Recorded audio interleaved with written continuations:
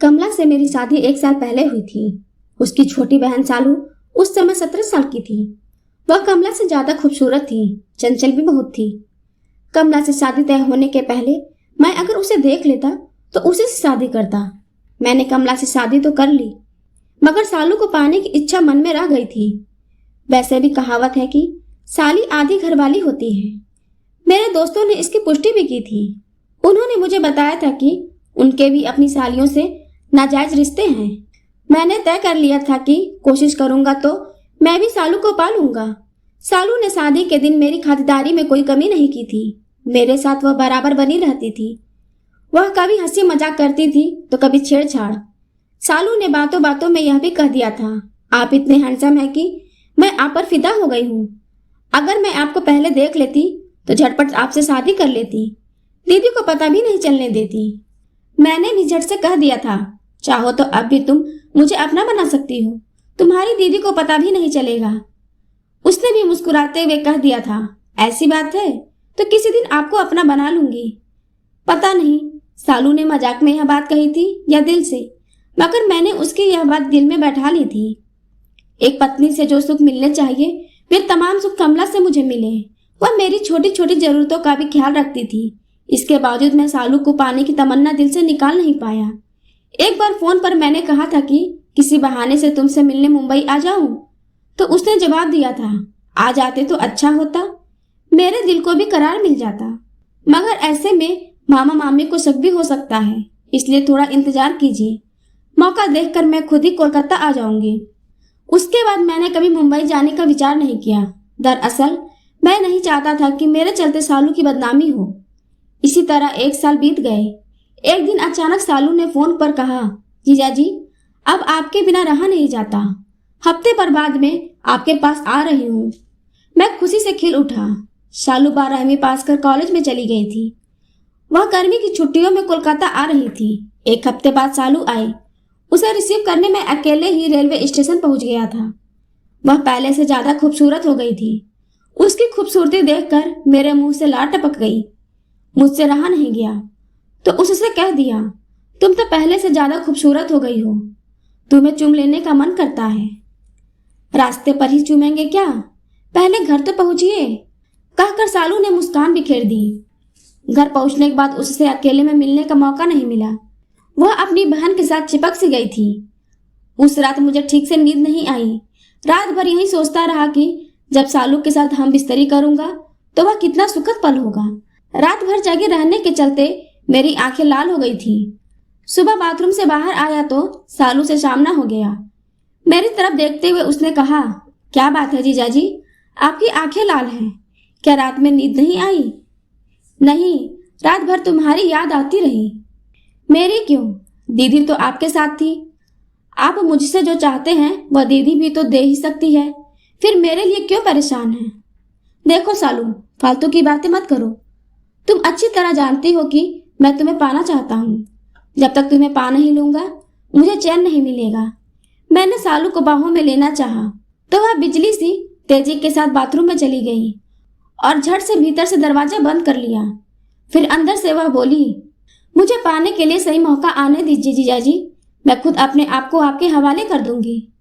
2 दिन बाद कमला की तबीयत कुछ खराब थी तो उसने खाना बनाने के लिए सालू को रसोई में भेज दिया। मौका ठीक देखकर मैं रसोई में गया। सालू खाना बनाने में बिजी थी। उसकी पीठ दरवाजे की तरफ थी। पीछे से एक बार मैंने उसे बाहों में भर लिया। पहले तो वह घबराई, मगर मुझे देखते ही सब कुछ समझ गई। वह जोर लगाकर मेरी बाहों से अलग हो गई। फिर बोली, अगर दीदी ने देख लिया होता तो मेरा जीना मुश्किल कर देती। कहीं ऐसा किया जाता है क्या? मुझे पाने के लिए जिस तरह आप बेकरार हैं, मैं भी आपको पाने के लिए उसी तरह बेकरार हूँ, मगर उसके लिए सही मौका चाहिए ना। कुछ सोचते हुए सालू ने कहा, आप ऐसा कीजिए कि रात में जब दीदी गहरी नींद में सो जाए तो मेरे कमरे में आ जाइए। दीदी जल्दी से गहरी नींद में सो जाए, इसलिए उनके दूध में नींद की दवा मिला दूंगी। आप जाकर केमिस्ट से नींद की दवा ले आइए। सालू की बात मुझे जच गई। कुछ देर बाद नींद की दवा लाकर मैंने उसे दे दी। नींद की दवा लेकर सालू पहले मुस्कुराई, फिर बोली, आप सो मत जाइएगा, नहीं तो रात भर जल बिन मछली की तरह मैं तड़पती रह जाऊंगी। कैसी बात करती हो, तुम्हें पाने के लिए मैं खुद तड़प रहा हूँ, फिर सो कैसे जाऊंगा? तुम दरवाजा खोलकर रखना, मैं हर हाल में आऊंगा। रात का भोजन करने के बाद मैं अपने कमरे में जाकर बिस्तर पर लेट गया। कमला 10 बजे के बाद बिस्तर पर आई और बोली, आज मुझे तंग मत कीजिएगा, न जाने क्यों नींद से मेरी आंखें बंद हो जा रही हैं। मैं समझ गया कि सालू ने नींद की दवा वाला दूध उसे पिला दिया है। कुछ देर बाद ही कमला गहरी नींद में सो गई। थोड़ी देर बाद बिस्तर से उठकर मैं यह जानने के लिए माँ के कमरे में गया कि वे भी सो गई हैं या जगी हुई हैं। माँ भी गहरी नींद में थी। जब मैं सालू के कमरे में गया उस समय रात के 11 बज गए थे। सालू मेरा इंतजार कर रही थी। वह फुसफुसाई, आपने अच्छी तरह देख लिया है ना कि दीदी गहरी नींद में सो गई हैं? मैंने उसे हिला डुला कर देखा है, वह गहरी नींद में है। अचानक मुझे कुछ ख्याल आया और मैंने सालू से कहा, आज हम दोनों के बीच जो कुछ भी होगा वह तुम भूल से भी दीदी को मत बताना। अगर बता दूंगी तो क्या होगा? पूछकर सालू मुस्कुरा उठी।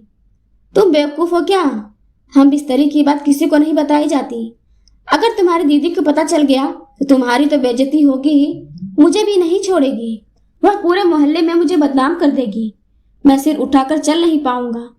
मैंने उसे समझाने की कोशिश की। ऐसी बात है, तुम मुझसे हम बिस्तरी क्यों करना चाहते हैं? पत्नी के वफादार बनकर रहिए। उसने मुझे सीख देने की कोशिश की। उसकी बात से मैं चिढ़ गया और कहा, तुम तो बिना मतलब का बात बढ़ा चढ़ा रही हो। मैं तुम्हें हर हाल में पाना चाहता हूँ और आज पाकर रहूंगा। वैसे भी तुम मेरी साली हो और साली पर जीजा का हक होता ही है। तुम दीदी या किसी और को बताओगी तो बता देना, तुम्हें पाने के लिए मैं बदनामी सह लूंगा। मैंने तो ऐसे ही कहा था, आप नाराज क्यों हो गए? मैं जानती हूँ कि ऐसी बातें किसी को नहीं बताई जाती हैं। मैं तो खुद आपको पाना चाहती हूँ, फिर किसी को क्यों बताऊंगी? मैं समय बर्बाद नहीं करना चाहता था। दरवाजा बंद करने लगा तो सालू ने रोक दिया और कहा, दरवाजा बंद करने से पहले मेरी एक बात सुन लीजिए। बोलो। बात यह है कि मैं पहली बार आपसे संबंध बनाऊंगी, इसलिए मुझे शर्म आएगी। मैं चाहती हूँ कि हम बिस्तरी के समय कमरे में अंधेरा हो और हम दोनों में से कोई किसी से बात न करे। जो कुछ भी हो चुपचाप हो। सालू का बेलिवास शरीर देखने की बहुत इच्छा थी। मुझे उसकी इच्छा का भी ध्यान रखना था, इसलिए उसकी बात मैंने मान ली। वह खुश होकर बोली, अब आप पलंग पर जाकर बैठिए, मैं बाथरूम होकर तुरंत आती हूँ। लाइट और दरवाजा बंद कर सालू चली गई। मैं उसके लौटने का इंतजार करने लगा। कुछ देर बाद सालू आ गई। दरवाजा अंदर से बंद कर वह पलंग पर आई तो मेरा दिल खुशी से उछलने लगा। मेरा 1 साल का सपना पूरा होने जा रहा था। उसे बाहों में भरकर मैंने खूब चूमा। उसके बाद अंधेरा होने के चलते भले ही उसका शरीर नहीं देख पाया, मगर उसे भोगने का मौका तो मिला था। मैंने पूरे जोश के साथ उसके साथ हम बिस्तरी की। मंजिल पर पहुंचते ही मुंह से निकल गया, मजा आ गया सालू। सालू कुछ बोली नहीं। कुछ देर बाद बिस्तर से उठकर उसने अपने कपड़े ठीक कर लिए। मैंने भी अपने कपड़े दुरुस्त कर लिए तो उसने लाइट जला दी। फिर तो मेरी बोलती बंद हो गई। आंखों के आगे अंधेरा सा छा गया। सालू समझकर अंधेरे में जिसके साथ मैंने हम बिस्तरी की थी वह सालू नहीं बल्कि पत्नी कमला थी। वह मुस्कुरा रही थी। उसकी मुस्कान देखकर मैं शर्म से पानी पानी हो गया। मैं कुछ कहता उससे पहले कमला बोली, आप तो मुझे प्यार करने का दावा करते थे, कहते थे कि किसी पराई औरत से नाजायज संबंध बनाने से बेहतर मर जाना पसंद करूंगा। फिर यह क्या था? मैं चाहकर भी कुछ बोल नहीं पा रहा था। सिर उठाकर मैं उसे देख भी नहीं पा रहा था। अचानक दरवाजे पर किसी ने हौले से दस्तक दी। कमला ने दरवाजा खोल दिया। दरवाजे पर सालू थी। वह झट से अंदर आ गई। फिर मुस्कुराते हुए मुझसे बोली, क्यों जीजा जी, मजा आया? मेरे कुछ कहने से पहले कमला बोली, तुम्हारे जीजा जी को बहुत मजा आया सालू।